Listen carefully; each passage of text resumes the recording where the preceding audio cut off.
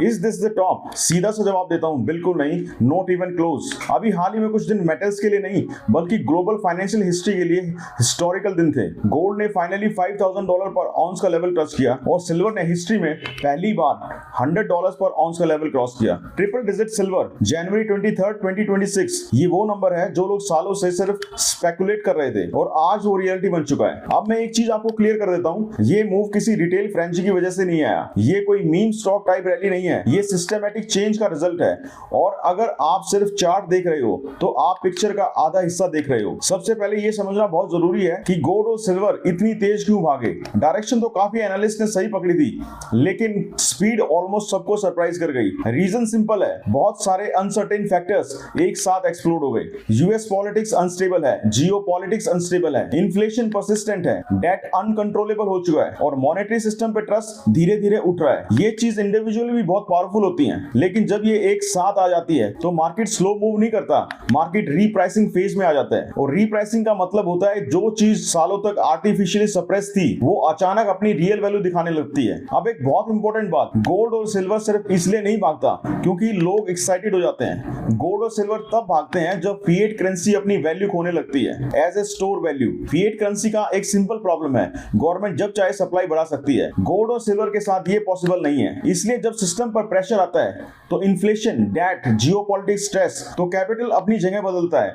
और ये सिर्फ रिटेल इन्वेस्टर्स नहीं कर रहे हैं, ये काम बिग मनी कर रहा है। सेंट्रल बैंक्स, कॉर्पोरेशंस, इंस्टीट्यूशंस सब अपनी वेल्थ को फिएट से निकालकर रियल एसेट्स में पार्क कर रहे हैं। और जब कैपिटल मूव करता है तो प्राइस मूव वायलेंट होता है। अब आते हैं सेल अमेरिका नैरेटिव पर। पिछले कुछ दिनों में हमने देखा है कि गोल्ड वीक हुआ, बॉन्ड यील्ड्स स्पाइक हुए और फॉरेन मार्केट में यूएस एसेट से पैसा निकल रहा है। इसको सिर्फ एक नॉर्मल करेक्शन समझना गलती होगी। ये एक तरीके का ग्लोबल प्रोटेस्ट है, वॉलेट के थ्रू कंट्री और इन्वेस्टर्स अनकंफर्टेबल हो रहे हैं with debt deficit, result dollar से एग्जिट और गोल्ड और सिल्वर में एंट्री। इसका मतलब ये नहीं है कि अमेरिका खत्म हो रहा है, इसका मतलब ये है कि ब्लाइंड ट्रस्ट खत्म हो रहा है।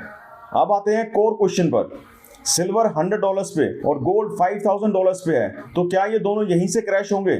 सिल्वर के केस में एक बहुत इंटरेस्टिंग चीज हो रही है। नॉर्मली जब कोई साइकोलॉजिकल लेवल ब्रेक होता है जैसे $100 तो हैवी सेलिंग आती है, लेकिन यहाँ हो क्या रहा है, सिल्वर $100 क्रॉस करके 102 पर सस्टेन हुआ, वो भी फ्राइडे के दिन जब इंस्टीट्यूशंस यूजुअली वीकेंड रिस्क कम करते हैं। इसका सिंपल सा मतलब है $100 सिल्वर का रेजिस्टेंस नहीं है, नया फ्लोर है।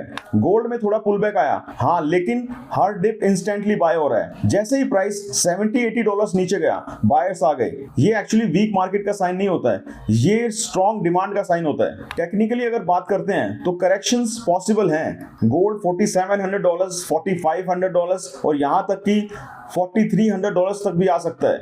लेकिन एक बात याद रखो, करेक्शंस ट्रेंड का एंड नहीं होता है, करेक्शंस ट्रेंड को हेल्दी बनाता है। बुल मार्केट सीधी लाइन में ऊपर नहीं जाते, वो जिगजैग में जाते हैं। अपसाइड की बात करते हैं, लॉन्ग टर्म में 2026 के एंड तक 6,000 का लेवल गोल्ड के लिए मुझे कंजर्वेटिव लगता है। और हाँ, कुछ बड़े इंस्टीट्यूशंस 7,000 भी बोल रहे हैं। सिल्वर का केस और भी एक्सप्लोसिव है, शॉर्ट टर्म टारगेट $115 और लॉन्ग टर्म में 160 से लेकर 180 तक का पोटेंशियल दिखता है। और इसका रीजन सिर्फ फंडामेंटल नहीं है, साइकोलॉजिकल भी है। गोल्ड $5,000 पर लोगों को महंगा लगता है और सिल्वर $100 पर भी अफोर्डेबल फील हो रहा है। लोग फिजिकल सिल्वर खरीदना पसंद करते हैं, कॉइन्स, बार्स, राउंड्स, क्योंकि उसे वो फील कर सकते हैं, होल्ड कर सकते हैं। और जब फिजिकल डिमांड आती है तो प्राइस सिर्फ पेपर मार्केट से कंट्रोल नहीं होता। तो गाइस, ये रैली सिर्फ हाइप का रिजल्ट नहीं है, ये ट्रांजिशन का रिजल्ट है। और फिएट करेंसी का एरा धीरे धीरे वीकन हो रहा है और गोल्ड और सिल्वर अपना मॉनेटरी रोल वापस ले रहे हैं। इसलिए अगर आप सिर्फ ये पूछ रहे हैं कि टॉप बन गया है क्या, तो शायद आप गलत क्वेश्चन पूछ रहे हो। सही क्वेश्चन ये होना चाहिए कि क्या हम एक नए फेज में एंटर कर चुके हैं क्या?